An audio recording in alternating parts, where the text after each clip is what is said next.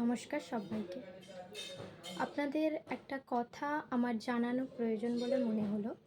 তাই আমি জানাচ্ছি যে প্লিজ দয়া করে ভিকটিমসের কোনো ফটো, ভিডিওস শেয়ার করবেন না। কারণ সুপ্রিম কোর্টের গাইডলাইন অনুযায়ী ভিকটিমসের কোনো ফটো বা ভিডিও শেয়ার করা যায় না।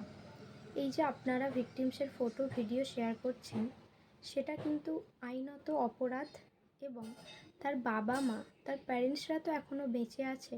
তাদের দেখলে যে খারাপ লাগছে, সেটা আমাদের যত না খারাপ লাগছে, তাদের মনটা কিন্তু বোঝা যায় না।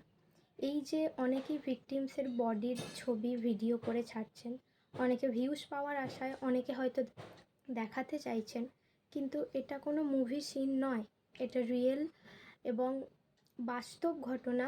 তাই এই বাস্তব ঘটনাটা সব সময় সব জায়গায় তুলে ধরাটা উচিত নয়।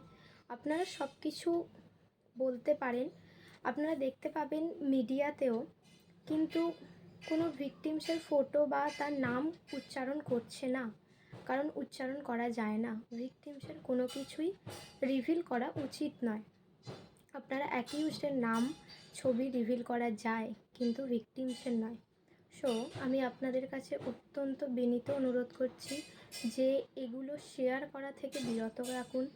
আপনারা তার নাম বেশি করে না নিয়ে অন্য কিছু অভয়াকাণ্ড, তিলোত্তমা কাণ্ড বলে যেগুলোকে আইডেন্টিফাই করার চেষ্টা করুন, কারণ এগুলো করা উচিত নয়।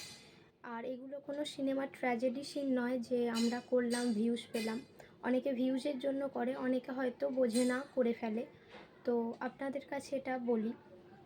আরও একটা কথা আপনারা হয়তো জানেন না, এই ভিকটিমসের নামও কিন্তু কেসে থাকে না, কারণ অ্যাকিউজডের নাম থাকে, কিন্তু ভিকটিমসের জায়গায় কিন্তু আমাদের যেই স্টেটে থাকে সেই স্টেটের নাম থাকে।